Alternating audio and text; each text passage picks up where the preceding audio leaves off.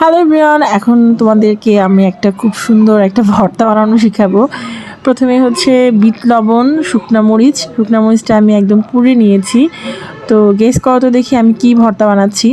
Anyways, গতকাল হচ্ছে আমার দুই বোন আসছিলো রাত্রে 8টার দিকে। আমরা দুই বোন মানে নীল আর অন্তু। তো অন্তু আসার সময় আমার আনারস খুব প্রিয়, তো দুইটা আনারস নিয়ে আসছিলো।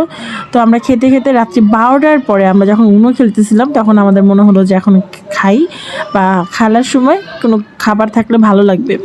তো এই জন্য মানে যেই প্ল্যান সেই কাজ। তো আমি চলে গেলাম আনারস ভর্তা বানাতে। এই যে আনারস, অ্যান্ড সত্যি কথা বলতে ভর্তাটা এত ইয়ামি হয়েছিল, অনেক বেশি মজা হয়েছিল, বিকজ এখানে বিট লবণ অ্যান্ড শুকনো মরিচটা পুড়ে নেওয়া হয়েছিল, এই জন্য বেশি একটু ঝাল বেশি হয়েছিল, বাট নট ব্যাড, আমাদের খুব মজা লাগছে। আর ভর্তাটা সত্যি এতই আমি হয়েছিল, আমি কি বলবো, লাস্টের ঝোলটা অবশ্য আমি খাই নাই, পেট ব্যথা করবে বলে, কারণ প্রচণ্ড ঝাল হয়েছিল। তো যাই হোক, এইভাবে যারা যারা আনারস ভর্তা খেতে ইচ্ছে করে খেতে পারো।